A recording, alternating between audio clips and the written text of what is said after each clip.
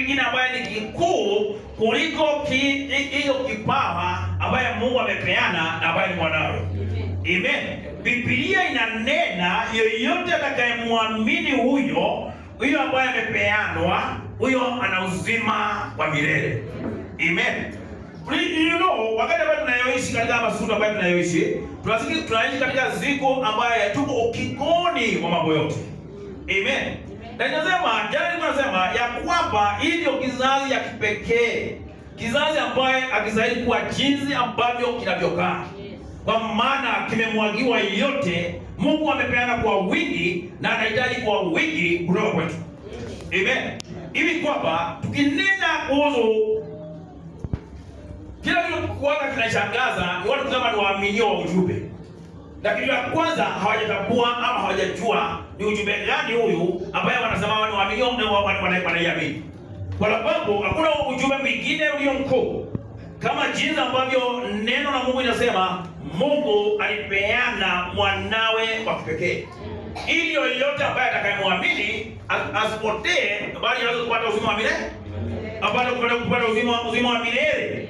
Na tunajua kila Mungu kila wakati kwa ana hatua anapeleka kanisa lake ama watu wake. Ili katika kila kizazi kiko na andiko ambayo inatimia siku yao. Amen. Na hiyo andiko ambayo inatimia siku yao lazima iwe ya faida katika maisha ya kanisa la Mungu ama katika aminio, na katika ufalme wa Mungu iwe ni ya manufaa, kwa maana ndio inadhihirisha mbingu hapa duniani.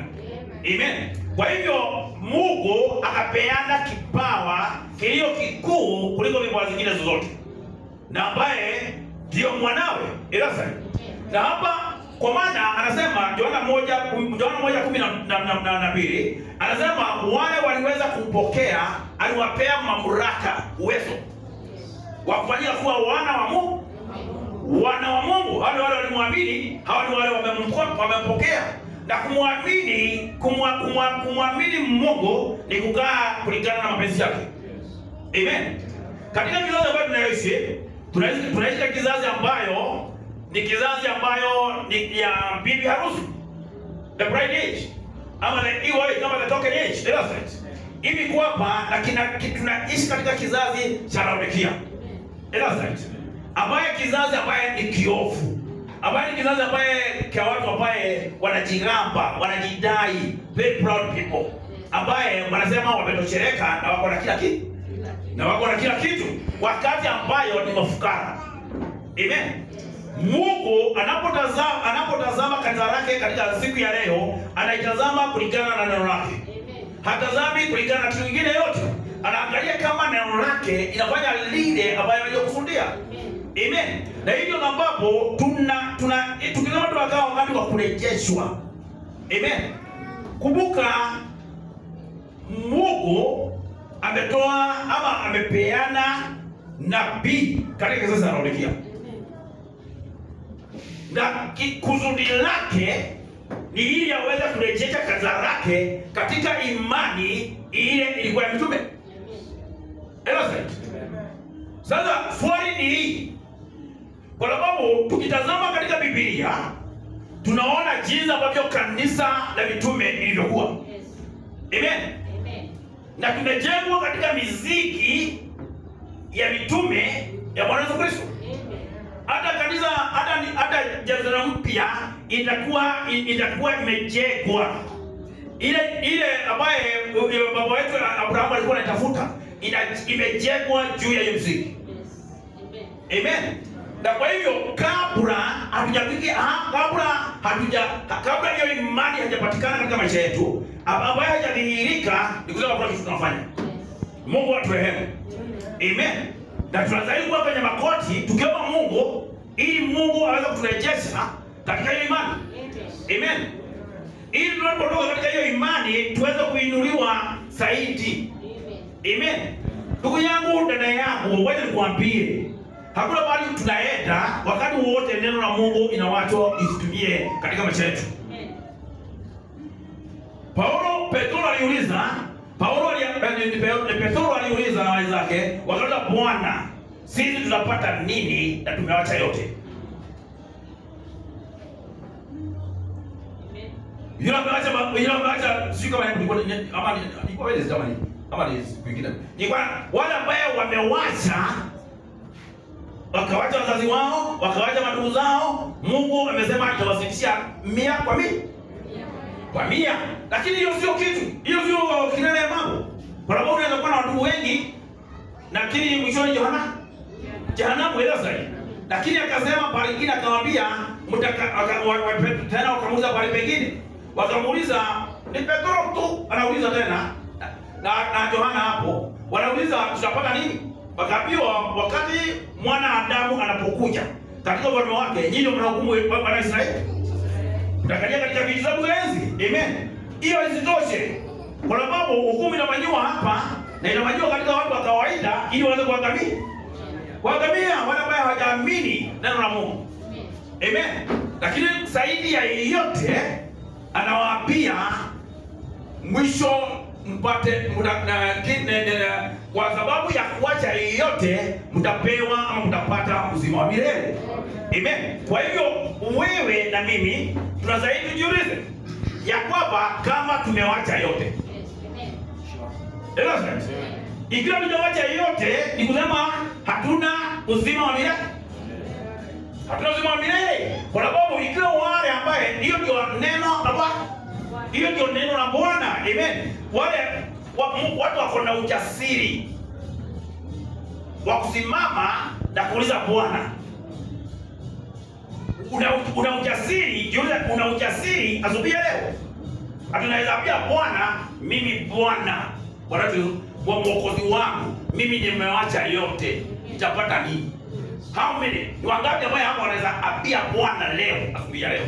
Nimewacha Bwana, nimewacha yote kwa sababu ya injili yako. Nitapata nini? Ikiwa huwezi kuwa na hiyo ujasiri, ni kumaanisha ugali bali. Ugali bali sana. Na kwa hivyo hakuna, yani kila ambacho unafanya, pengine unafanya bidii na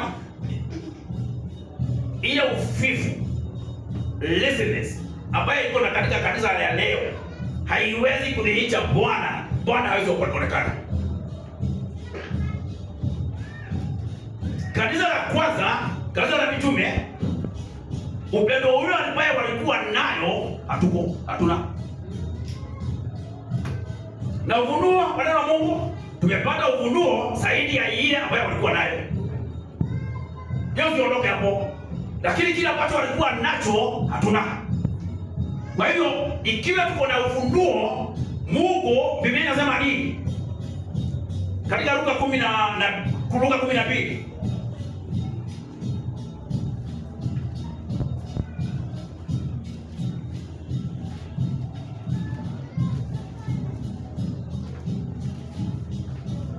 Angalia kitu cha Luka 12.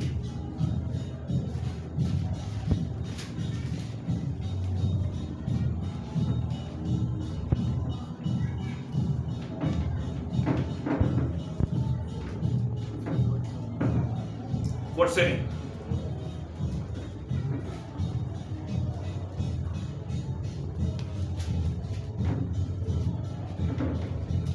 Luka 12 sura ya 47.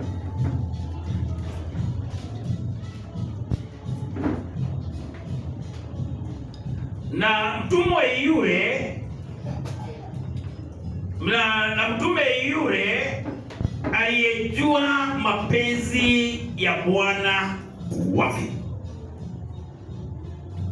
Ninaamini katika kizazi hiki kinajua mapenzi ya Mungu. Amen. Kwa maana kimepewa wajumbe, kimepewa huduma ili waweze kufikishiwa habari njema. Kwa hivyo waweze kufikishiwa habari njema. Amen. Kwa hivyo ni watu ambao wanajua yale yaliyo mapenzi ya Bwana wao. Amen. Unapoenda katika Warumi inasema wakati walimjua Mungu na hawakuweza kumtukuza kama Mungu ama kumrudishia shukrani kama Mungu, Mungu aliwacha mawazo yao ikapata giza. Na wakati ilipata giza, hakuna kitu kingine ambacho wakifanya mapenzi yao. Wanawacha mapenzi ya Mungu. Wanaacha mapenzi ya Mungu. Na wakati wanaacha mapenzi ya Mungu, hawatajizuilia kufanya yale yote ya uchafu wa ulimwengu. Wanakuwa katikati yake ndani. Na hiyo ni njia moja ya kuangamia. Hapo Biblia inasema, na mtumwa yule aliyejua mapenzi ya bwana yake asijiweke tayari. Amen. Amejua mapenzi ya bwana wake, lakini hajajiweka tayari. Bibi harusi, na wewe ndio tunaijiva 7, Biblia inasema amejiweka tayari. Hello right. Unaweza danganya mimi, ninaweza kukudanganya, lakini kuna mmoja ambaye atakaweza kadanganya na mwanadamu ambaye ni Mungu mwenyewe. Hello right. Amen. Kwa hivyo wakati ambaye umewekwa, ni nini ambaye umepewa ya kukuweka tayari? Umepewa neno la uzima. Amen. Na hiyo neno ndio ambayo imepeanwa kwetu kila mmoja, ili hiyo neno ilete uzima wa milele ndani ya tuwe kama Mungu. Amen. Ile Mungu ambaye anafanya, ile Mungu ambaye inapendeza Mungu, ile ndio ambaye hata sisi tunafanya. Amen. Kwa hivyo hapa Biblia inasema ya kwamba asijiweke tayari wala kuyatenda mapenzi yake. Amen. Ati Mungu anataka utende mapenzi yake, lakini utendi.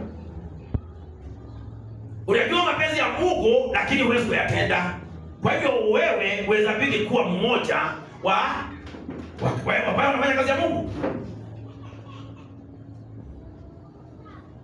Amen. Ikiwa ufanye mapenzi ya Mungu, wewe si mfanyikazi pamoja na Mungu. Wale ambao wanafanya kazi ya Mungu wanafanya mapenzi ya Bwana. Wanafanya mapenzi ya Bwana, ila zaidi.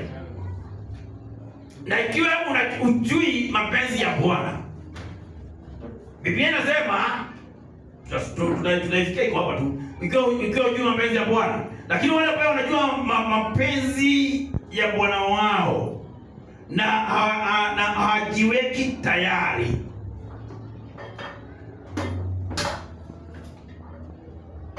wala kuyatenda mapenzi yake, atapigwa sana. Amen. Kumbuka hiyo ni neno ambayo huwezi kujua. Hiyo ni neno lazima itimie kama jinsi ambavyo Mungu imetoka. Biblia inasema mwanadamu ataishi kwa neno lote itokayo katika kinywa cha Bwana. Katika kinywa cha Bwana, ndio. Kwa hivyo lile ambayo amenena, hiyo tu lazima itimie. Lazima itimie kama jinsi ambavyo amenena. Atapigwa sana. Na yule asiyejua naye amefanya yastahilio mapigo, atapigwa kidogo.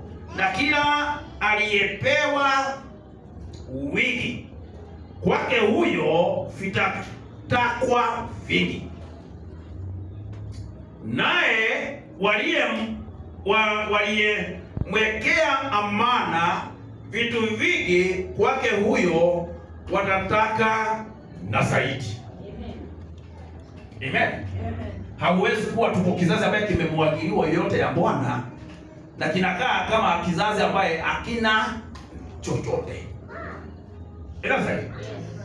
Paulo akasema tujichunguze kama tuko katika imani. Hiyo ni 2 Corinthians 13 verse 5. Hivi kwamba tusiwe kuwa tumekataliwa na tunajiweka tuko katika imani. Tuko katika imani. Kwa sababu bila imani hakuna kitu ambavyo unaweza peleza Mungu. Na imani inakuja kwa kusikia neno la Mungu. Kwa kusikia neno la Mungu. Amen. Kwa hivyo hapa Biblia inasema jinsi ambavyo umepewa kwa wingi, ndivyo Mungu anahitaji kwa wingi. Amen. Katika serikali kuna watu ambayo wanajua nini ambayo ni katika serikali, na kuna wengine ambao hawajui. Amen. Lakini wale ambao wanajua kile kilicho serikalini ni wale ambao wako katika cabinet ya serikali. Elephant. Na kwa hivyo katika mfalme ambaye amekalia kiti anahitaji kuona mpaka huko machinani lile ambayo umepewa, ile jukumu ambayo umepewa inasikika mpaka machinani. Amen. Na isipofanyika kuna uwezekano uweze kumwondoa katika madaraka. Uweze kuvuka. Uweze kuvuka karamu, kwa sababu wewe sio wa faida. Katika hakuna mtu ambaye anatengeneza ufalme wake na anapo aleta watu ambaye wa kuyangusha. Analeta watu ambayo wa kuiendeleza. Elozani. Hivyo ndivyo katika ufalme wa Mungu. Wale wote ambao wanajua mapenzi ya Bwana na wafanye. My dear friend, hapa kuna hatari. Amen. Mawazo yako yanaweza jazwa giza na uanze kutamani mambo ya ulimwengu. Hii ni bado kusema wakati mwingine. Watu hii ni kizazi ambayo wanapenda pesa. Inawafanya mpaka wanakosa kufanya kazi ya Mungu. Na hata ninaamini hiyo pesa wanaenda kutafuta hawaileti hata fungu la 10 hawatoi. Kwa hivyo kuna baadhi ambaye wanaweza pika kuwa wanafanya mapenzi ya Mungu. Mapenzi ya Mungu ile sanduku inakuanga empty. Innocent. Kwa sababu kitu ya kwanza Mungu anakuhitaji katika ushirika. Innocent. Anataka upeane 10% ya wakati ambaye kila kitu ambaye amekupea. Amekupea mazao yake, amekupea kila siku 24 hours. Anataka 10% ya hiyo siku. Alafu unakaa wiki mzima, alafu unakaa mwezi mmoja ama wiki mbili upatikani katika ushirika. Ni kazi ya nani unafanya? Ikiwa unafanya kazi ya Mungu, unafanya kazi ya Ibilisi. Na ikiwa sio unapigia Mungu, wewe ni adui ya Mungu.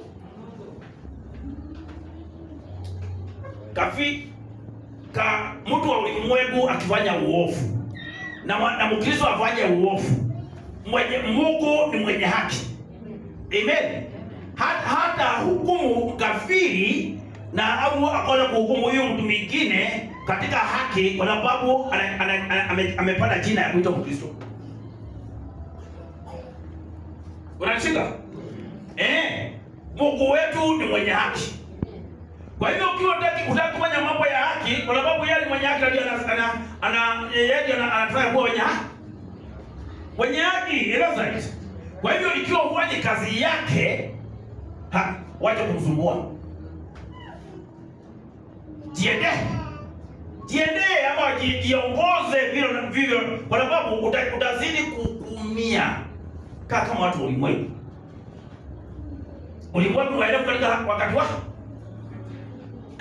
Ulimwengu ni wakati unaelewa katika ulimwengu, Elozite. Na wanabaitika katika ulimwengu. Katika ulimwengu hakuna bali ambaye wanaita Mungu na wakitaka Mungu wanasema wanaita Mungu, lakini sio Mungu wa mbingu. Mungu wa dunia wanaita Mungu wa duniani ambaye ni ile muovu, ile shetani, na anawezesha mambo mengi, mengi kufanya. Na ndio hata mwizi akienda kuiba anasema Mungu nisaidie. Sio Mungu baba wa Yakobo, baba wa Abrahamu na Isaka. Ni Mungu wa hapa duniani. Ili aweze kumlinda na hata akishikwa aweze kumtetea. Elozite. Kwa hivyo wewe ni tofauti. Elozite. Na kwa hivyo Biblia inasema umepewa kwa wiki. Nilikuwa nakuja kwa nini hapo kwa wiki? Kwa maana unaishi katika kizazi. Wale ambao walikuwa katika wakati wa Martin Luther, wale walikuwa katika John Wesley, wale ambao wamekuja katika Pentecostal hawana kile ambacho uko nacho. Elozite. Na kwa sababu hawana kile ambacho uko nacho, my dear friend, sasa kuona watoto wakichezeshwa katika kanisa. Unanisikia? Na kuna mchezo mwingine iko pale nje ya watu wanaenda nje kukaa nje kwenye watoto pia. Ikiwa unaenda aidha kunyonyesha ama kubadilisha, enda peke yako, kufanya hiyo unafanya, rudi kanisani. Pia tunkea Asia. Wanakuja Asia tunakuja kusikia neno.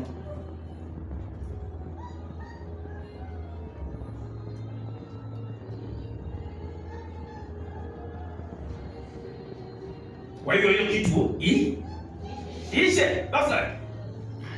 Ili kwamba umekuja hapa kwa kusudi moja. Amen. Na niweka hiyo form ile unajitaka. Ukiona kwa mtoto akae huko nyuma. Na inakaa kama watu wasikiangi. What's wrong with people? Sema kama Musa hii watu watanisikia. Hata ukiwaambia. What's wrong?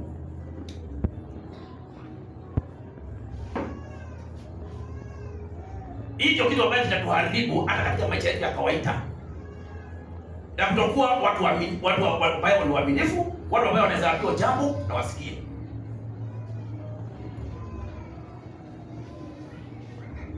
Amen. Ukisikia kumesemekana jambo fulani katika mahubiri katika madhabahu, you are there to obey. Ukiona kwa kuambia usije ukajipea laana ya kutoheshimu ofisi ile inaweza kuheshimiwa. Hata afadhali kutoka kwa mlango uende kabisa. Mungu akubariki huko tarudi. Na ukienda kwenda uende. Amen. Watu wanajipeanga laana bila kujua.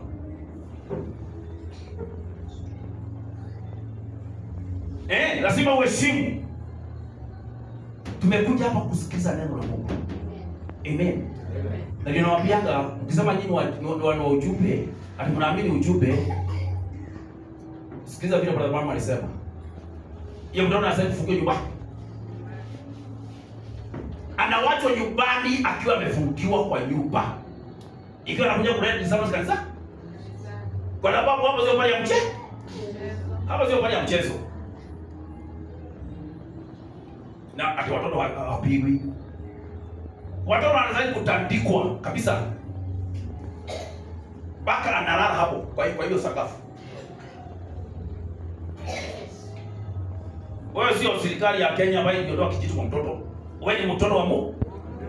Wewe mtoto wa Mungu, kijiti mtoto ama kiboko ya mtoto isije ikaondolewa. Ikizazi ya kuitana baba na mama sijui baba wanaitana nini? Kama akadadi. Iishe. Urejeshwi katika kizazi hiki. Unarejeshwa jinsi ambavyo ilivyokuwa. Amen. Wakati mambo ilikuwa na mpangilio mzuri. Ilikuwa na mpangilio mzuri. Hapo kama unasoma hiyo kitabu cha ujumbe. Hapo unafikiria vile kwa sababu alikuwa anasema, unaona kama tu ni mchezo. Alikuwa ameletwa ili kanisa la Mungu waaminio wawe na ile mawazo ilikuwa ya kwanza. Sio ile mawazo ya saa hii.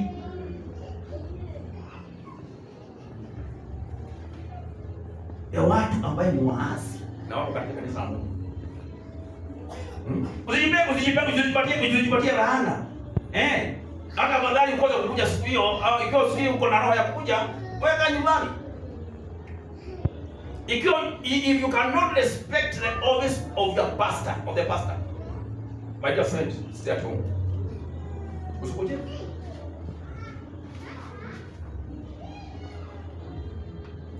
Okay. Tuko pale tulikuwa. Nilikuwa nasema ya kwamba ili kizazi ambacho kimepewa kwa wingi. Ili kizazi ambacho kimepewa kwa wingi. Na hii ndio sababu kanisa la Mungu wakati ambapo watu wanakuwa wavivu. Ni nini Biblia inaongea kuhusu wavivu namna gani? Mtuone katika inabuko proverb inasema chamba ya mtu mvivu inajaa miba. Badala kuleta matunda. Na hivyo ndivyo ambavyo itaendelea. Na kanisa saa hii, ndugu yangu, dada yangu, hii kanisa ambayo imerejeshwa katika imani ya kwanza inaweza kuwa tofauti. Hatua ya kwanza katika kanisa la Mungu ni ile ilifanyika katika siku za Pentekoste. Kila mmoja aweze kupata ubatizo wa Roho Mtakatifu. Kila mmoja aweze kupata ubatizo wa Roho Mtakatifu. Amen. Kwa sababu Mungu ndio imani ya siku hizi. Imechakaa. Kwa sababu haijatokana na Mungu. Watu wanaokoka wakiwa nyumbani, wanakuja kanisani kubatizwa. Sio kusikia injili. There's no conviction in their hearts. Tunapatiza watu tunapatiza mwenye dhambi mkafu. Anatoka maji akiwa mwenye dhambi ameroa maji. Kwa hivyo hakuna bahari, hakuna kingine ambacho kitakuwa ndani yake hajabadilika. Hiyo ni kama wale nazi wa Catholic na hiyo mabrother wa Catholic. Wanaenda unaweza pata kuna nguo mrefu na ukiwapata jinsi ambavyo wako huri unaweza sema wameokoka, lakini hakuna kitu ambacho wanajiona na Mungu. Hakuna kitu ambacho wanajiona na Mungu. Amen. Kwa hivyo hii kizazi ambayo kinahitajika kanisa la Mungu haiwezi kuwa vile tuko.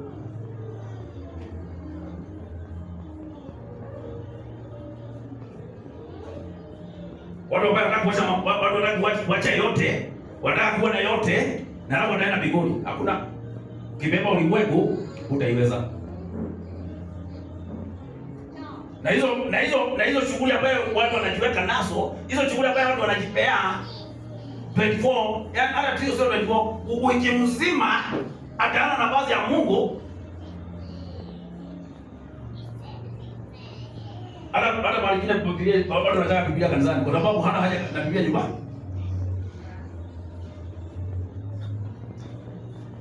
Leo sio mahubiri matamu. Wanataka Biblia kanisani kwa sababu hana haja na Biblia wapi? Na leo wakikuja kanisani wengine wanakuja na simu. Wanakuja na simu. Ndio ambayo wanafanya simu tabu ni simu kwa Biblia. Hata haibu, wanasikia haibu kubeba Biblia. Kwa sababu watauliwa akionekana Biblia inabebwa na Wakristo. Biblia inabebwa na Wakristo. Kwa hivyo hawezi kubeba Biblia. Hawezi kubeba Biblia. Na ni kizazi cha sasa. Kizazi ambacho kiofu. Roho ya Laodikia haiwezi ikasipia kanisa ambaye watu ambaye hawafungi na kuomba.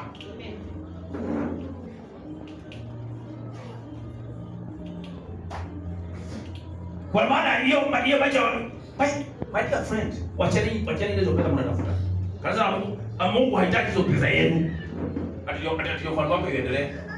Mungu amekuaitia na kupea kula na kunywa. Na kufanya na pale kuja na kupea. Habari ya masomo mingi, hii masomo mingi na whatever ndio inaharibu kanisa la Mungu. Kwa maana watu wanatoka pale baba wanatumia mawazo yao. Leo tuna madaktari hapa. You know, daktari anasikianga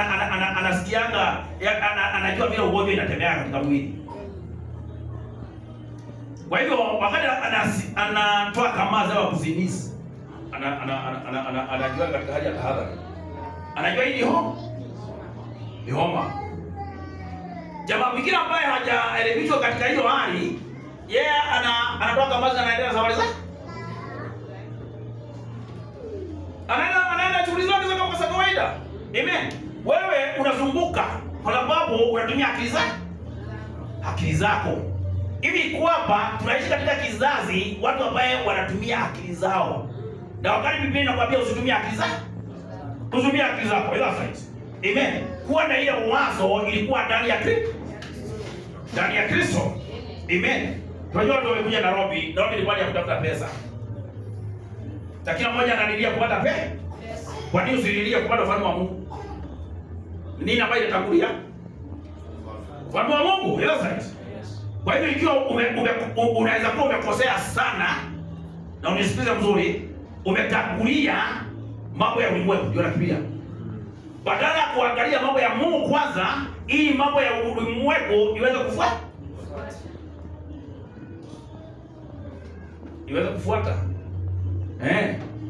Kwa sababu watu hawajui ndugu zao na madada zao. Hajui. Amen. Tumekaa kama watu ambayo sio nchi moja. Watu wa nchi mbalimbali. Lakini tunasema watu wa nchi moja ambayo hiyo ndio kusudi la kanisa la kwanza ikapata ushindi. Ile ambayo tunasoma katika Biblia, jinsi ambavyo walitenda na jinsi ambavyo Mungu alizidi kuwasidishia neema yake katika maisha yao. Walikuwa na upendo wa Mungu. Na upendo wa Mungu ni kupenda neno la Mungu. Tunajua siku za mwisho upendo wa Mungu, upendo wa watu wengi utapunguka. Utapata baridi, exactly. Sio upendo wa kawaida. Kitu ya kwanza kukataa neno la Mungu. Kile kibao Mungu amepeana, watu hawajakipokea, hawajamwamini hiyo Bwana ambaye amepeana. Kwa hivyo ile njia ambayo watu wanapitia njia ya kupotea. Na hakuna wakati ambayo tunasema kuangalia watu wengine. Biblia inasema tujichunguze sisi wenyewe. Wachana na wale watu wengine wote, wewe mwenyewe, mimi mwenyewe niweze kujichunguza. Niweze kujichunguza kama katika imani. Kwa sababu ikiwa tunakaa siku ya kurejeshwa, ya kanisa limerejeshwa katika imani ya kwanza. Hiyo imani iko wapi? Hata kuja kushirika hawezi. Imani ya kwanza ambayo unarejeshwa kwao, walikuwa wanakuja kanisani kila siku. Hata Muislamu ni afadhali kuliko waamini wa saa hii. Ikifika saa 7 anafuka kanisani, anafuka dini. Msikiti, sio msikiti, anafuka biashara. Saa 10 ikifika wewe uko na hizo pesa yako, kaa na hiyo pesa yako.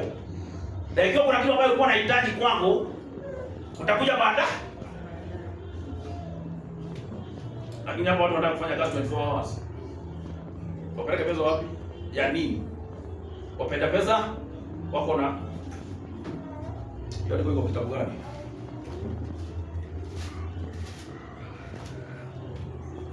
Wagalatia ama ni wa Timotheo?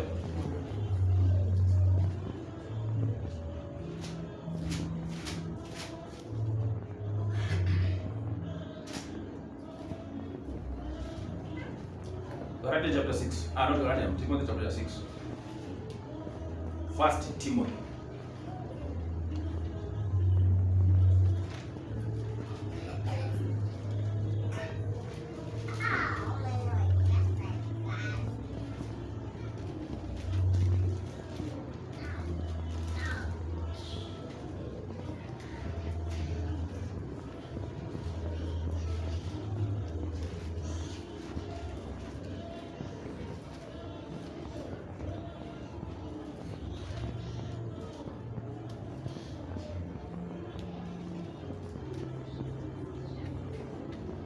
Mstari wa 3. Timotheo wa kwanza chapter 6 verse 3. Inasema mtu awaye yote akifundisha elimu nyingine wala hayakubali maneno yenye uzima wa Bwana wetu Yesu Kristo, wala mafundisho yapatanayo na utauwa, amejifuna, wala hafahamu neno lolote, bali ana wazimu wa kuwazia habari za maswali na mashindano ya maneno, ambayo katika hayo hutoka uzuda na uomvi na matukano na shuku baya. na majadiliano ya watu walioharibika akili zao, walioikosa kweli, huku wakidhani ya kuwa kuteua ni njia ya kupata faida. Unasikia?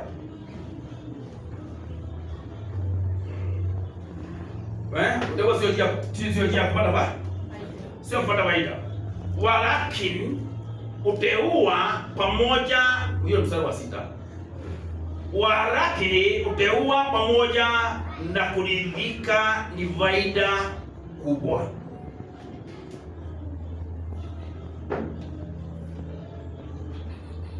Ni watu wengi ambao waridhiki na kile wako nacho. Mwambie hiyo watu wa kizazi hiki wanapanga mipango mirefu. Wanaweza pia mtu nikopeshe kitu fulani, nipe pesa fulani, hawezi kukupea. Kwa sababu ameweka budget ya mtoto wake ambaye ako standard 3 bila atasoma university. Kwa hivyo amewekewa pesa. Anazidi kuwekewa pesa hii na hajui kama atakuwa wakati huo. Na ni watu ambaye ni wa majivuno. Lovers of precious than lovers of God. Watu ambaye wanataka pale kwenda tu katika supermarket wasume tuleo.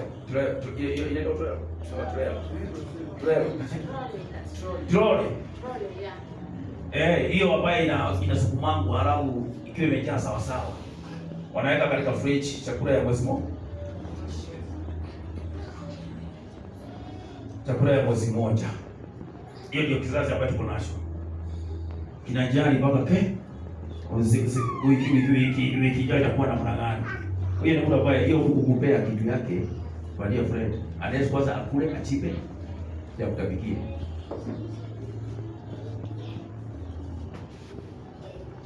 Lakini kanisa la kwanza kulifanya nini?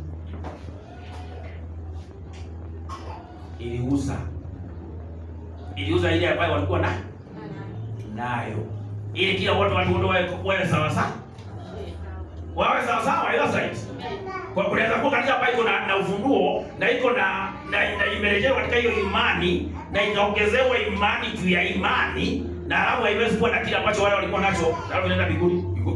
Sio mbingu wanaenda. Sikudanganya. Pengine mbingu ya mwewe ama ya Mungu, ndio Mungu ndio. Sio mbingu ya Mungu. Lazima wale watakuwa kwa Mungu watakuwa kama yeye. Tabia ya Mungu anajulikana kwa tabia yake. Mkristo anajulikana kwa tabia yake. Na Mkristo lazima awe na tabia ya Mungu. Hatuwezi kuangalia mtu na tabia nyingine, tunakuangalia kupitia neno. Hata wakati tunaambia watu ambao hawajaamini ama madhehebu, tunaambianga neno la Mungu inasema. Unaiona na mradi, unaikubali ama uikubali. Ya kuamuzi ni wapi? Lakini haisaidi kuambiwa Mkristo. Biblia inasema kuteua kuteua pamoja na kuridhika ni faida kubwa. Ni faida kubwa. Sio watu ambao hawaridhiki.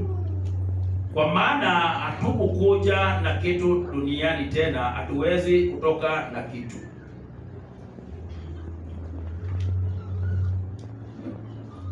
Amen. Hatuwezi kutoka na kitu. Sasa hii tunaongea kuhusu watu ambao wameondoka, ambao karibu na sisi. Wako karibu na sisi. Ndugu ya brother Kiali ameenda. Hakuna kitu amebeba. Baba ya Joshua ameenda. Hakuna kitu amebeba. Na si ati hawana. Wako na. Lakini ikiwa walifanya bidii kutafuta hiyo vitu, wakaanza kutafuta ufalme wa Mungu, hakuna bali kwa Mungu hakuna bahari. Kwa Mungu hakuna bahari. Hakuna bahari. Kwa sababu ikiwa utakulia kila Mungu alisema, ulikusema wewe sio njia yako sio ya Mungu. That's it. Brother Jacob anatuambia nini? Leo ndugu wake ameenda pia marafiki wa karibu. Ili kwamba ikumaanisha yani kila mmoja kuna wakati wa kwenda. Amen. Siku za duniani zimehesabika. Na ndio Daudi akasema apewa kujua kuhesabu siku zake. Amen. Kwa sababu hapa duniani sio bali kwa siku nyingi. Pale ambapo tunaenda ndio kwa siku nyingi. Lakini watu wanapuuza pahali ambayo wanaenda umilele. Amen. Hawataka kufanya kazi ya umilele, wanataka kufanya kazi ya siku kidogo. Siku kidogo na watapotelea hapo. Amen. Okay. Inasema kwa maana hatukuja na kitu duniani, tena hatuwezi kutoka na kitu, ila tukiwe na chakula na nguo tutaridhika na vitu hivyo. Lakini hao watakao kuwa na mali huanguka katika majaribu na tanzi na tamaa nyingi zisizo na maana, zenye kudhuru, si watozazo wanadamu katika upotevu na uharibifu. Watu wapenda mali, hiyo ndio shida, wapenda pesa. Na hii ni siku ambayo watu wanapenda pesa. Watu warali ya kutafuta pesa. Amen. Na pesa ndio nguvu ya ulimwengu. Ndio nguvu ya ulimwengu, ila zaidi. Hivi kwamba wanatafuta usiku na mchana, kwa sababu wanajua mtu akiwa na pesa katika Kenya hata kufanya uovu wezi Mungu unalipa wote wale ambao wanauzika, wanafunga macho. Wanasema hiyo mtu ni mweupe kama pamba. Wanasema ni mweupe kama pamba. Wakizao kuna macho ambaye inaona ambaye haiwezi fungwa na pesa. Amen. Kwa maana mstari wa 10 unasema, maana shina moja la mabaya ya kila namna ni kupenda fedha, ambayo wengine hali wakitamani hiyo wamevarakana na imani na kujichoma kwa maumivu mengi. Wala wakikuja kwa mbele ya Mungu kwa kuomba Mungu hawana nguvu. Nguvu zao ziliishia wakitafuta pesa. Iliishia wakitafuta pesa. Kwa hivyo hakuna mahali ambaye wanakuwa na uhusiano wa karibu na Bwana. Amen. Na hii haijakupea ruhusa ya kutofanya kazi, na lazima kufanya kazi. Lazima kufanya kazi. Lakini lazima uwe mtu ambaye ako na hekima ya Mungu. Hekima ya Mungu. Hekima ya Mungu ni kipawa kinapeanwa na Mungu ambaye kinakuwezesha kubalance. Hiyo ni kipawa moja ya zile vipawa 9 ambayo Mungu anapeana. Na unastahili kuwa nayo kama mwaminio. Ili unaweza kubalance. Hiyo kwa na kiasi sasa hivi kwamba unajua hapa inatakikana hii na hapa inatakikana hii, na ni gani ya kwanza na ni gani ya mwisho na ni gani ya mwisho. Sasa sio unafanya yote, unakuta umetumbukia katika shimo. Sasa kwa hivyo hii kizazi ambayo inarudiki roho inaharibu ulimwengu. Usije ukafikiria siku moja hiyo roho ambayo inaharibu ulimwengu ndio ambayo inakuja kuharibu kanisa la Mungu. Hapo tukiwa na 3 quarters ambayo ni watu wa kuiga imani. Unafikiri kanisa itakuwa namna gani? Hayo kuendelea mpaka ni ngumu sana. Kwa sababu sio aminio. Kwa hivyo jambo lote wanapuuza. Ukisema wakuja saa 2 kanisani, saa 3 kanisani, wanakuja saa 4.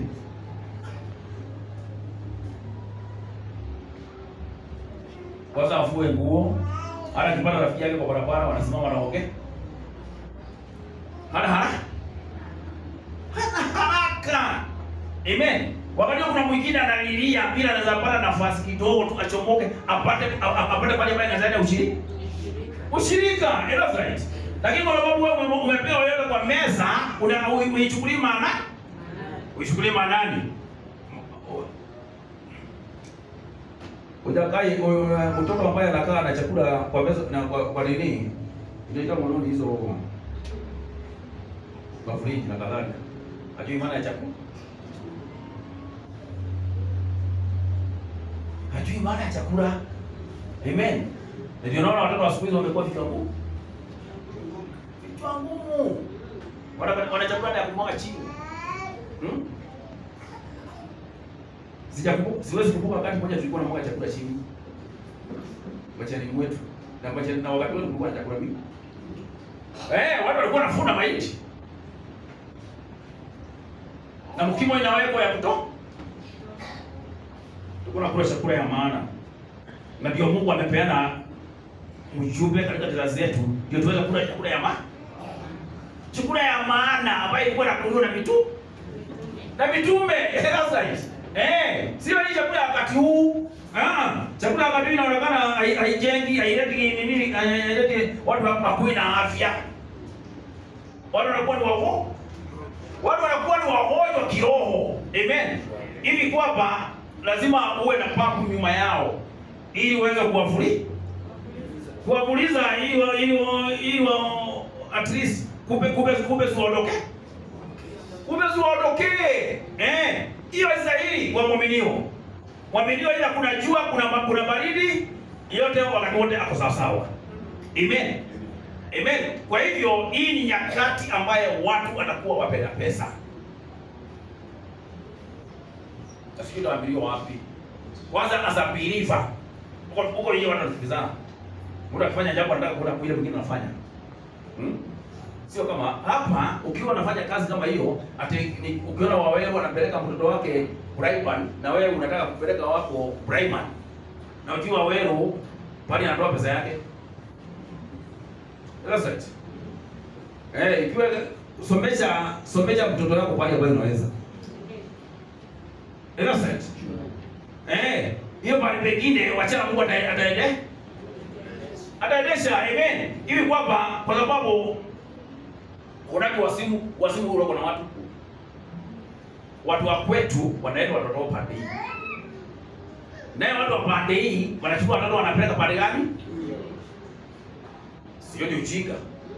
Kwa nini usijaki hiyo ujiulize? Kwa nini watu pande na watu wa pande wanapeleka pande hii? Sio ni madishara kwa ajili ya watoto wanazoma kila baada. Wanazama kila pale ambaye wako. Sasa. Lakini kwa sababu roho ya kujivuna, that proud spirit, yafanya watu wakae namna gani? Inafanya watu wakae namna hiyo. Wanajicheza kama vile Biblia inasema. Wanajiweka katika majaribu mengi na mpaka wanafika pahali ambaye katika imani wamefarakana na imani na kujichoma kwa maumivu mengi. Sio Ibilisi amewachoma, ni hao wamejichoma. Wamejichagulia hiyo njia. Mwanadamu amepewa kuchagua.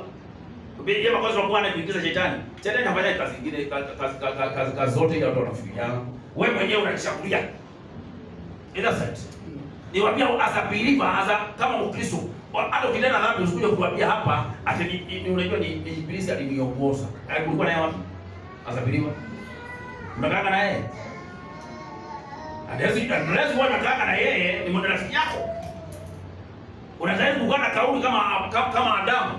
Useme sasa ile imefanyika hapa najua sio mzuri lakini katika mpangilio wa Mungu wa asili na ile funuo ambaye amenipa.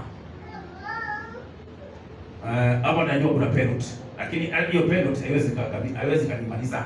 Kwa sababu mimi ni pepo ya Mungu.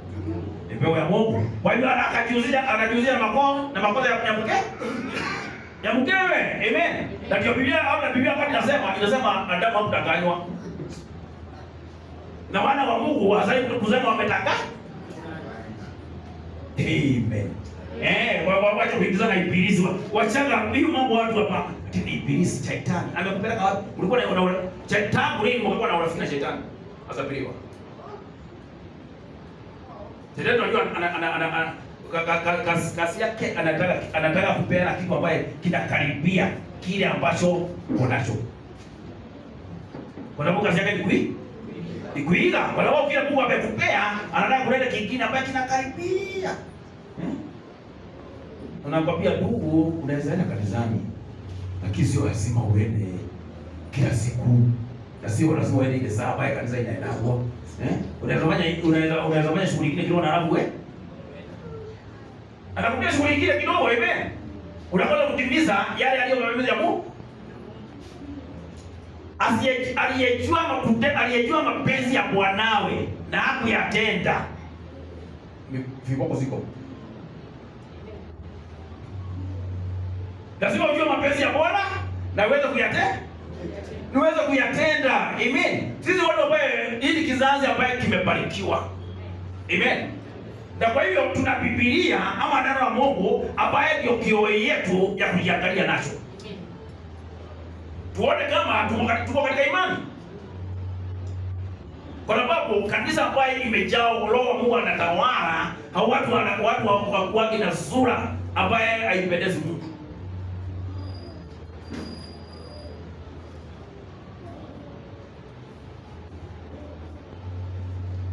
Walikaa chini ya mafundisho ya mitume. Kwa hivyo na kanisa la kizazi hiki Mungu amepeana ile huduma ile tu ilikuwa ya kwanza na kujali ya kusema kwa sababu siku za mwisho watu wanatokea imani ya kweli. Paulo aliwahubiria na naona wanaondoka imani. Baka anauliza Wagalatia, ni nani amewaloga nyinyi? Mlianza na kiroho, mmemaliza na mwili. Si atakuwa amepewa injili inaokoa, injili ambayo ndio nguvu ya Mungu ambayo inaleta wokovu, walikuwa wamepewa. Lakini hawakuwekea maana. Hawakuwekea maana. Walikaa kama walikaa jinsi ambavyo wanavyotaka.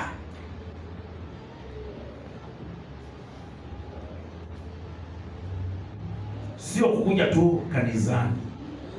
Amen. Yohana 1 waraka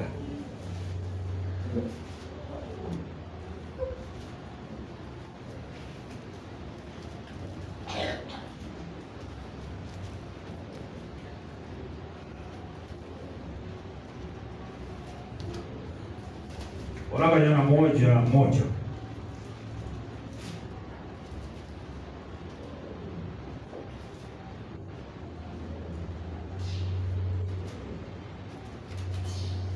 Inasema lile lilokuweko tangu mwanzo, tulilolisikia, tuliloliona kwa macho yetu, tulilolitazama na mikono yetu ikalipapasa kwa habari ya neno la uzima, na uzima huo ulidhihirika nasi tumeuona, tena tutashuhudia na kuwahubiria nyinyi ule uzima wa milele uliokuwa na Baba, ukadhihirika kwetu.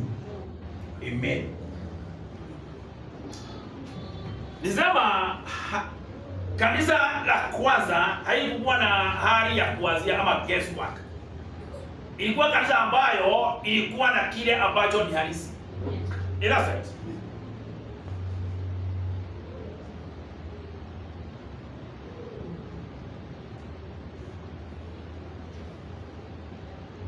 ilikuwa na kile ambacho kilikuwa ni halisi.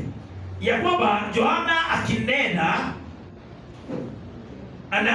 akiwa ameongozwa na Roho Mtakatifu anaongea kuhusu kile ambacho kilichokuwa kabla hawa hawajakuja.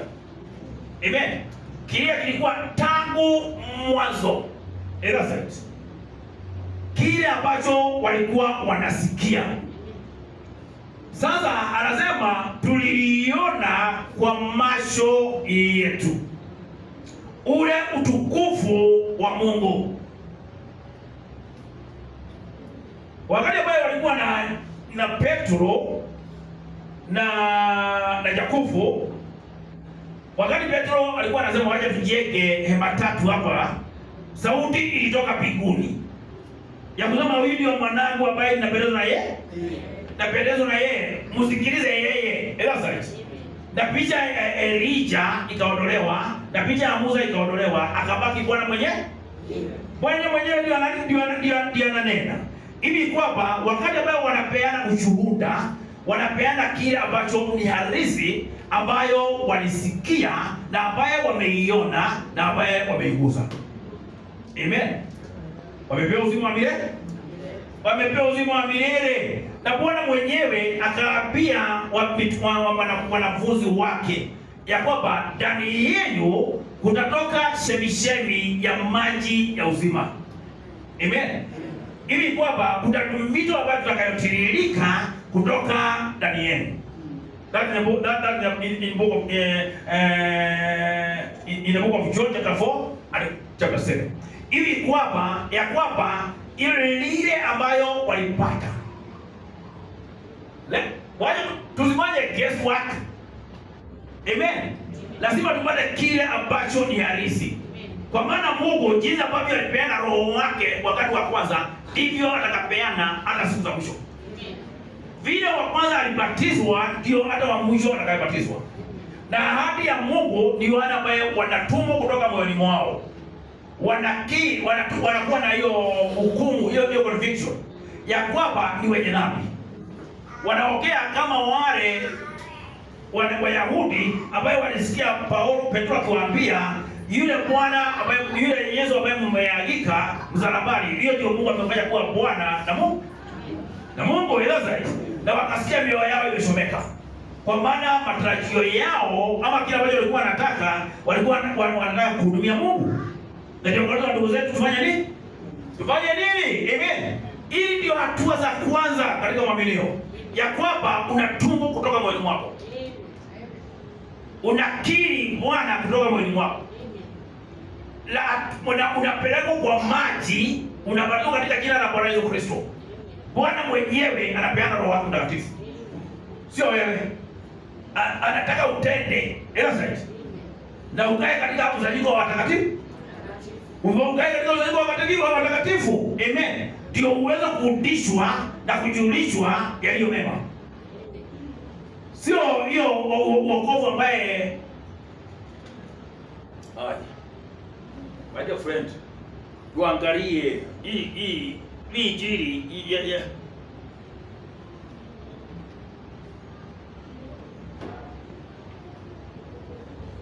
watu ambaye wako na dhambi, watu ambaye ni wenye dhambi. Na niambie ni wakati moja umeona hapa lini mtu ambaye anakuja kutubu dhambi zake akilia?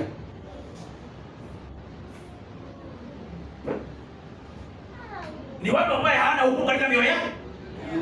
Hakuna hukumu katika mioyo yao. Hakuna mtu ambaye ni mwenye dhambi ambaye hahukumiki katika moyo wake. Amen. Kwa hivyo hiyo wokovu ya macho dry, hiyo ni wokovu ambaye imeenea katika kizazi chetu. Hiki kizazi. Hatuko na wokovu, wakati wetu kuokoka, hatuko na wokovu jinsi ambavyo watu wanaokoka sasa hivi. Saa hii wokovu ambaye huko ndio ungona.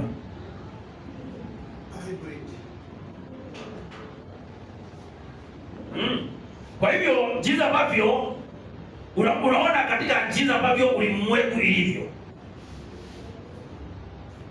Tupata watu wakikimbia wakilia. Sema Mungu ni mimi mwenye dhambi nisamehe. Sio wale wanaokoka nyumbani, wanakuja na wabatiza. Alafu anarudi nyumbani kama jinsi ambavyo alivyo, don't change. Hakuna tofauti yoyote. Yesu ni injili. Injili ya Mungu inapeana nguvu ya Mungu. Ndio inapeana wokovu. Amen. Kwa hivyo hii Yohana Yohana anasema hapa anasema lile lilokuwa tangu mwanzo. Tulilolisikia, tuliloliona kwa macho yetu, tulilolitazama na mikono yetu ikalipapaza kwa habari ya neno la uzima. Amen. Sio kwa habari nyingine, ni habari ya neno la uzima. Hiyo neno la uzima ambayo ilipeanwa katika shamba la Edeni. Katika shamba la Edeni. Amen. Hiyo mtu wa uzima, hiyo ndio sheria ya Mungu ambayo inapeana uzima wa milele. Uzima wa milele. Amen. Ambayo inakuwezesha kufikia utukufu wa Bwana. Ama shakina glory of God. Yes, right. Hivi kwamba unapoila na ndio mwana wakati alipeana, na ndio wakati Mungu alipeana kipawa kikuu duniani, alipeana ili yote ambaye atakayeamini hiyo neno la uzima ili asipotee bali apate uzima wa milele. Apate uzima wa milele. Amen. Hakuna mtu ambaye amemwamini Bwana anaweza kaa jinsi ambavyo hakuwa mtu kuhurumiwa. Hapana. Kwa sababu anapomwamini Bwana, Bwana anamuongoza. Bwana anakaa ndani yake na yeye anakaa ndani yake. Na yeye anakaa ndani yake. Na ndio Bwana akasema, mkae ndani yangu na neno langu ikae ndani yenu, ombeni. Mungu anamaanisha vile anakwambia, anasema Biblia inasema Mungu sio mwanadamu aongee uongo. Kwa hivyo akisema tukae ndani yake na neno lake ikae ndani yetu, hivyo ndivyo ambavyo inahitajika. Amen. Ili kwamba lazima jana nilisema kuna kanisa ambayo inaheshimika katika Biblia, ambayo ilikuwa kanisa ya watu wa Beroia. Watu wa Beroia walikuwa wanachunguza neno la Mungu kila siku. Hii kanisa kuchunguza kanisa ya kizazi hiki ya kuangalia katika neno la Mungu katika mwisho wa wiki, mwisho wa mwezi, hiyo sio kanisa la Mungu. Hiyo watu ambao wametoka katika njia ya Bwana. Anataka Mungu afanye jambo, kwa sababu Mungu ni mwingi wa rehema, ikiwa ni wanawe hawezi kuwaleta katika njia yake. Katika njia yake, amen. Lakini kumbuka Biblia inatupea nafasi mara mbili, ukiwaniwa mara mbili, ujue na utende vile ambavyo unaambiwa, umejikatia kauli. Wewe mtenda dhambi. Wewe mwazi. Unasema kwenda kwa Bwana yako, Mungu yako, umlilie ili aweze kukurejesha katika njia zake. Na Mungu aturehemu. Mungu atusaidie. Kwa hivyo hapa Biblia inasema ya kwamba neno la uzima. Sisi tumeipapaza, tumeiguza, tumeiona ya kwamba na hiyo ndio ambayo tumewaletea ili nanyi waweze kuwa washirika pamoja na sisi. Na hili neno ndio inaleta ushirika wa mwanadamu na Mungu na Bwana Yesu Kristo. Amen. Bila hiyo hakuna njia ambayo unaweza kiri una ushirika wa Bwana. Lazima usikie neno la uzima. Lazima usikie neno la uzima. Hivi kwamba anasema tulilolitazama na mikono yetu ikalipapasa. Yohana alikuwa analia katika kifuani mwa Bwana. Amen. Alikuwa analala uzima wa milele pamoja na uzima wa milele. Na wakati Bwana aliondoka, hiyo ndio ambaye aliwaachia. Amen. Ili kwamba akajua ya kwamba hata wale ambao watakayosikia kile ambacho nimewapea na waamini, hao wataweza kuwa watoto wake. Hivyo ndivyo inazaidi katika kanisa ya kizaza, kanisa ya Laodikia, kanisa ambaye kuna kizazi kiofu. Usifikiri jetani amelala, anafanya kazi 24 hours bila kupumzika. Biblia inasema kwa sababu anajua wakati wake umekaribia kuisha. Amen. Aigarao afanye watu waondoke katika neno la uzima, neno la kweli, kama jinsi ambavyo alifanya wa kwanza, ili waweze kuangamia. Hapo unasikia neno la Mungu, unasikia leo, kesho, mwezi enda kwa karudi na ubadiliki. Hao. Ukisema kitu kingine unapata. Kuna kitu kingine ambayo unapata sio ile ya kweli. Sio ile ya kweli. Neno la Mungu inaondoa kufanywa kiumbe kipya. Mungu anatoanga, ni Bwana mwenyewe. Anatoanga ile yote ya kwanza anaimwa. Ile ya kale anaitoa, sio wewe. Wewe sio mwanadamu, ameumbwa kuwa muasi.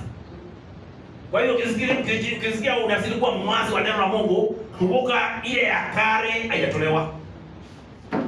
Lakini kija kifanyika kuwa kiumbe kipya ndani ya Kristo, Mungu mwenyewe anaondoa ile hali ya kwanza. Anaweka hali nyingine. Amen. Na kija weka hali nyingine, yeye kusema sasa una tabia mpya, una mienendo mpya, huendi kama jinsi ambavyo ulivyokuwa ukienda pale awali. Amen. Na ndio naongea kama Paulo. Useme lile lote nilikuwa ninasikia. Lile lote ambaye nilikuwa nimejikupatia. Lile lote ambaye nilikuwa nimejua.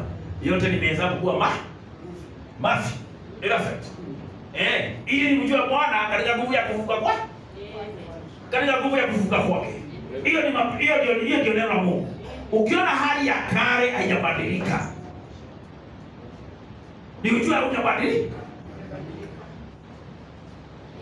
Ujue hujabadilika. Amen. Ikiwa ulikuwa mtu wa fitina na unaendelea fitina, ikiwa ulikuwa con man wakati ule mwingine unazidi kuwa con watu na kudanganya watu, ujue wewe ugali hiyo mtu wa zamani. Ugali tu yule mtu wa zamani, hakuna bali imeenda. Lakini hiyo vile umejiuzisha katika kanisa la Mungu ama katika watu wa Mungu, kwa sababu Mungu alisema wacha magugu na ngano iweze kuwa pamoja. Amen. Nitatuma watu wa kuifunga wa kufuna siku za mwisho. Ila sasa hivi kwa hapa hivyo unasikia hiyo joto ya mambo ya neno la Mungu. Unasikia hiyo joto ya neno la Mungu, lakini sio Mungu. Amen. Uzao wa Ibrahimu ni tofauti na uzao wa Lutu. Lutu hata wakiwanya 100 hata 1000 hawezi kutengeneza Abrahamu. Hawezi wakatengeneza Abrahamu mmoja ambaye anaamini Mungu. Na ndio hata Mungu wakati alikuwa anaenda kuangamiza Sodoma, alikaa na Abrahamu kwa mlima Elazite. Kwa sababu alikuwa rafiki yake. Amen. Na wewe ndugu yangu, dada yangu, wewe si rafiki ya Mungu. Amen. Wewe unaweza kuwa rafiki wa Mungu katika kizazi ambacho tunaishi Elazite. Kwa hivyo Mungu anakujulisha yale ambayo anakuja kufanya. Amen. Na ikiwa kujulishi ni kusema wewe sio wake, wewe sio rafiki yake Elazite. Kwa hivyo wewe utabaki wa kuangamia, wale wengine wakiangamia. Kwa sababu hakuna njia ya kujaka tayari, kwa sababu wewe sio kuna kile ambacho unakuwa tayari. Elazite. Na Mungu amepeana Roho wake Mtakatifu ili aongoze walio wake na awafundishe yale yaliyo mapenzi ya Mungu. Wakijua mapenzi ya Mungu, waweze kutii na waweze kuyatenda yale ambayo wamefundishwa. Amen. Ya watu wanaopanga hata kukosa kazi. Kama uogope mapenzi ya Bwana. Amen. Kwa hivyo hii kizazi jipime. Unasema wewe ni mwaminio wa ujumbe. Jipime. Wacha usisaki kwanza uende mbali kidogo. Nataka kwanza ujipime na huo ujumbe ambayo unakiri wewe mwaminio wake. Amen. Ikiwa hiyo ujumbe haifanyi kazi ndani ya maisha yako, hata hiyo watu wengine wachana naye. Kwanza tumeona tena tunashuhudia na kuwahubiria nyinyi ule uzima wa milele uliokuwa kwa Baba. Elazite. Ukadhihirika kwetu. Elazite. Sio kukuasia. Wanasema huo uzima wa milele ambaye ilikuwa ndani ya Baba kwao imepatikana. Imedhihirika. Elazite. Na hilo tuliloliona na kulisikia twahubiria nanyi ili nanyi pia mpate kushirikiana nasi. Si Biblia inasema nyinyi mmoja mmekuwa shika pamoja nao. Amen. Na hiyo ndio ombi la kila mmoja wetu. Na hiyo ndio mapenzi ya Bwana. Na ushirika wetu ni pamoja na Baba, pamoja na Mwana wake Yesu Kristo.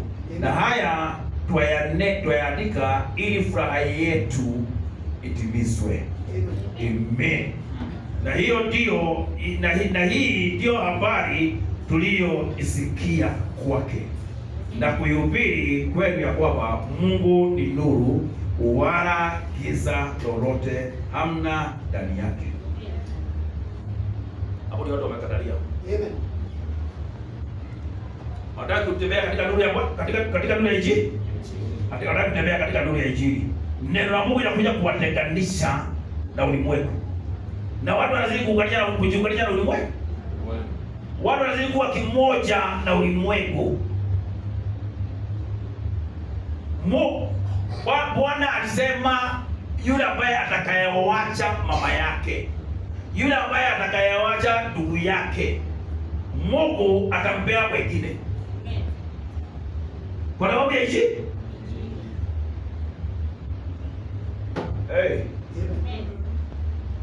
yule ambaye atawaacha Na hata akasema, palingine akasema sijalete amani, nalete utenganisha. Mwana anakozana na baba, mama anakozana na msichana, ili kwamba hivyo ndivyo alikuja kufanya. Lakini sisi tunataka kuungana na watu wao. Hapo tunaenda mbinguni. Mbinguni ya nani? Hakuna. Mungu tunao tutenganisha, kutenganisha sisi na nini? Na ulimwengu. Hivyo ndivyo kumaanisha.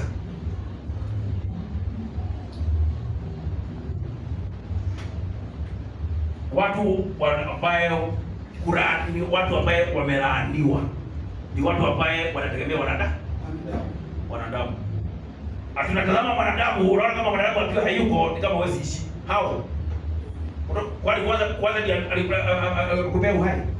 Unapumuanga nini? Hewa yake. Mwanadamu, kuamini mwanadamu ama kutazama mwanadamu, yani kuweka matumaini yako kwa mwanadamu, wewe mmoja ambaye umeharaniwa. Mungu anataka kuwa mmoja tu ambaye mwanadamu analeta matumaini yake kwake. Matumaini yake kwake. Na ukiona matumaini yake kwake, basi ushindi ni wako. Amen. Kwa sababu Mungu hivyo ndivyo Mungu anataka. Mungu anataka kutukuzwa. Mungu anataka kuinuliwa. Mungu anasema leteni mizigo yenu yote kwako. Hasemi ubebewe na mtu fulani. That's right. Na ana uwezo wa kuleta watu wabebe mizigo yako. Na mtu anakuja anasema ni Mungu ambaye ameniongoza. Ambaye ni Mungu ameniongoza. Ikiwa Elijah alifanya kazi ya Mungu, hata akapea kunguru mkate na nyama, inapelekea mtumishi wa Bwana. Inapelekea mtumishi wa Bwana. Amen. Na je, unaweza pika kuwa mwana wa Mungu na unategemea wanadamu? Umelaniwa. Tazama pale Kalvari, deni yote ililipwa. Amini achopokea kibao Mungu alipeana na utapata ushindi. Usipopokea neno la uzima, hakuna tofauti na wale ambao walikuwa katika shamba la Edeni na shida ikawapata. Na shida ikawapata. Amen. Hii mambo yote ilifanyika, ilikuwa inafanyika kwa sababu hiyo kielelezo kwetu. Tunapoondokea neno la uzima, mauti lazima tuyapate. Shida lazima tuipate. Na hata tukijaribu kuomba ni ngumu sana kutatua ile shida. Amen. Lazima ulimwengu isiwe rafiki wetu.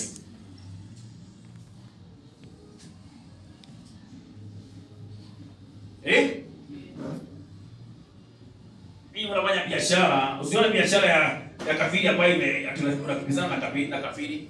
Atanasikia mbaya kwa sababu amebarikiwa. Kuna watu wako na urithi katika hiyo familia. Lakini wao wanakuja hana kitu. Hana kitu, ever since. Kwa hiyo unaweza kupoteza wakati huo, lakini wao ambao unakuja una kitu. Una kitu. Amen.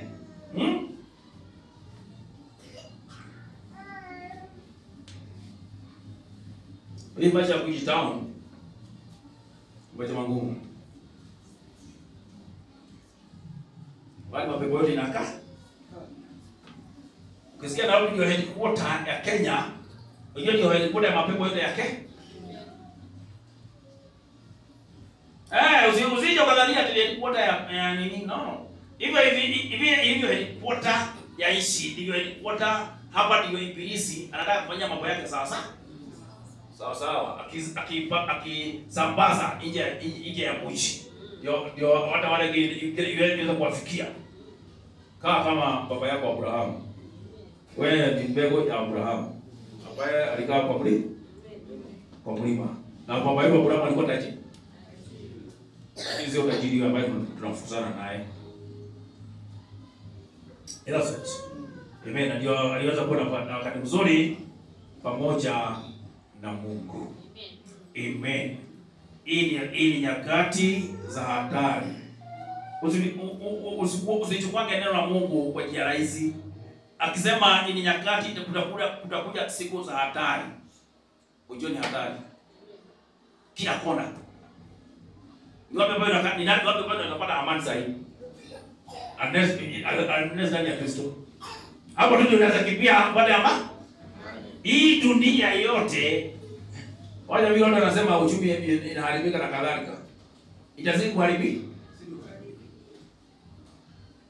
Itazidi kuharibika. Amen.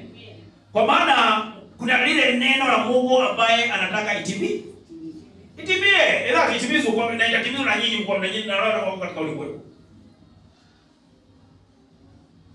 Na pesa ndio pesa itazidi kusonga kama inasonga pale pamoja. Pale pengine inakutana kama ni kuondolewa inaondolewa. Sasa watu wanataka kulilia Mungu, wanataka kuwa wakati wa kukesha na kuomba, wanakata kukesha wakitoka pesa. Badilika. Ikiwa uko na hiyo njia.